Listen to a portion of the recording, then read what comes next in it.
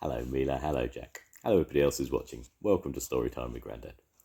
Today's book is from Winnie the Pooh and it is Pooh Goes Visiting.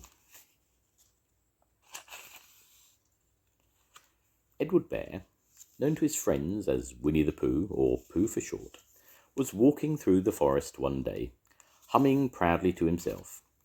He'd made up a little hum that very morning as he was doing his stoutness exercises in front of the glass. Tra-la-la-la, tra-la-la, as he stretched up high as he could go, and then tra-la-la, tra-la, oh help, la, as he tried to reach his toes. After breakfast he had said it over and over to himself until he had learnt it off by heart. And now he was humming it right through properly. It went like this. Tra-la-la, tra-la-la, tra-la-la, tra-la-la, rum-tiddle-um-mum, tiddle-iddle, tiddle-iddle, tiddle-iddle, tiddle-iddle, rum-tiddle, rum-tum-tum, tiddle-lum. Well, he was humming this hum to himself and walking gaily along, wondering what everybody else was doing and what it felt like being somebody else, when suddenly he came to a sandy bank, and in the bank was a large hole. "Aha!" said Pooh. Rum-tum-tiddle-um-tum. "If I know anything about anything, that hole means rabbit," he said. "And rabbit means company," he said. "And company means food, and listening to me humming, and such like. Rum-tum-tum-tiddle-um." So he bent down, put his head into the hole, and called out, "Is anybody home?" There was sudden scuffling noise from inside the hole, and then silence. "What I said was, 'Is anybody home?'" called out Pooh very loudly.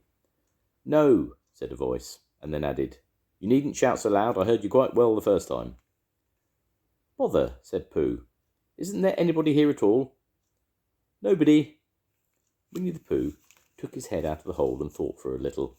Then he thought to himself, "There must be somebody there, because somebody must have said nobody." So he put his head back in the hole and said, "Hello, Rabbit, isn't that you?" "No," said Rabbit, in a different sort of voice this time. "But isn't that Rabbit's voice?" "I don't think so," said Rabbit. "It isn't meant to be." "Oh," said Pooh. He took his head out of the hole and had another drink, and then he put it back in and said, "Well, could you very kindly tell me where Rabbit is?" "He's he's gone to see his friend Pooh Bear, who is a great friend of his." "But this is me," said Bear, very much surprised. "What sort of me?" "Pooh Bear." "Are you sure?" said Rabbit, still more surprised. Quite sure," said Pooh. "Oh, well, then come in." So Pooh pushed and pushed his way through the hole, and at last he got in. "You were quite right," said Rabbit, looking at him all over. "It is you. Glad to see you." "Who did you think it was?" "Well, I wasn't sure. You know how it is in the forest. You can't have anybody coming into one's house. One has to be careful. What about a mouthful of something?" Pooh always liked a little something at 11 o'clock in the morning, and he was very glad to see Rabbit getting out the plates and mugs. And when Rabbit said, "Honey or condensed milk with your bread," he was so excited that he said, "Both!" And then, so not to seem greedy, he added, "But don't bother about the bread, please." And for a long time after that, he said nothing, until at last, humming to himself, in a rather sticky voice, he got up, shook Rabbit lovingly by the paw, and said he must be going on. "Must you?" said Rabbit politely.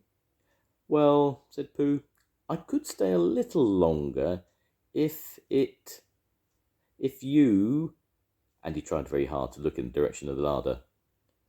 "As a matter of fact," said Rabbit, "I was going out myself directly." "Oh, well, then, I'll be going on. Goodbye." "Well, goodbye, if you're sure you won't have any more." "Is there any more?" said Pooh quickly. Rabbit took the covers off the dishes and said, "No, there wasn't." "I thought not," said Pooh, nodding to himself. "Well, goodbye, I must be going on." So he started to climb out of the hole. He pulled with his front paws and pushed with his back paws, and in a little while his nose was out in the open again. And then his ears, and then his front paws, and then his shoulders, and then... "Oh, help," said Pooh. "I'd better go back." "Oh, bother," said Pooh. "I shall have to go on." "I can't do either," said Pooh. "Oh, help and bother." Now, by this time, Rabbit wanted to go for a walk too, and finding the front door full, he went out by the back door and came round to Pooh and looked at him. "Hello, are you stuck?" he asked. "No," said Pooh carelessly. "Just resting and thinking and humming to myself." "Here, give us a paw." Pooh Bear stretched out a paw, and Rabbit pulled and pulled and pulled. "Ow!" cried Pooh, "you're hurting." "The fact is," said Rabbit, "you're stuck." "It all comes," said Pooh crossly, "of not having front doors big enough." "It all comes," said Rabbit sternly, "of eating too much." "I thought at the time," said Rabbit, "only I didn't like to say anything," said Rabbit, "that one of us was eating too much," said Rabbit. "And I knew it wasn't me," he said. "Well, well, I shall go and fetch Christopher Robin." Christopher Robin lived at the other end of the forest, and when he came back with Rabbit and saw the front half of Pooh, he said, "Silly old bear," in such a loving voice that everybody felt quite hopeful again. "I was just beginning to think," said Bear, sniffing slightly, "that Rabbit might never be able to use his front door again, and I should hate that," he said. "So should I," said Rabbit. "Use his front door again?" said Christopher Robin. "Of course he'll use his front door again." "Good," said Rabbit. "If we can't pull you out, Pooh, we might push you back." Rabbit scratched his whiskers thoughtfully and pointed out that when once Pooh was pushed back, he was back, and of course nobody was more glad to see Pooh than he was. Still, there it was. Some lived in trees and some lived underground. "And you mean I'd never get out?" said Pooh. "I mean," said Rabbit, "that having got so far, it seems a pity to waste it." Christopher Robin nodded. "Then there's only one thing to be done," he said. "We shall have to wait for you to get thin again." "How long does getting thin take?" asked Pooh anxiously. "About a week, I should think." "But I can't stay here for a week." "You can stay here all right, silly old bear. It's getting you out which is so difficult." "We'll read to you," said Rabbit cheerfully. "And I hope it won't snow," he added. "And I say, old fellow, you're taking up a good deal of room in my house. Do you mind if I use your back legs as a towel rail? Because, I mean, there they are doing nothing, and it would be very convenient just to hang the towels on them." "A week?" said Pooh gloomily. "What about meals?" "I'm afraid no meals," said Christopher Robin, "because of getting thin quicker. But we will read to you." Bear began to sigh, and then he found he couldn't because he was so tightly stuck, and a tear rolled down his eye, and he said, "Then would you read a sustaining book such as would help and comfort a wedged bear in great tightness?" So for a week Christopher Robin read that sort of book at the north end of Pooh, and Rabbit hung his washing on the south end. And in between, Bear felt himself getting slenderer and slenderer. And at the end of the week, Christopher Robin said, "Now."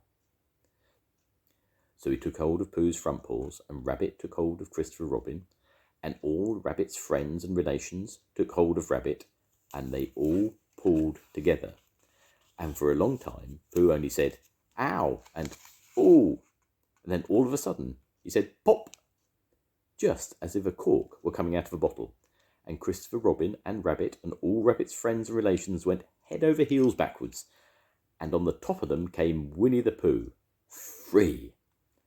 So, with a nod of thanks to his friends, he went on with his walk, humming proudly to himself. But Christopher Robin looked after him lovingly and said to himself, Silly old bear. The end. Goodbye, Mila. Goodbye, Jack. I'll see you soon. Goodbye, everyone. Bye.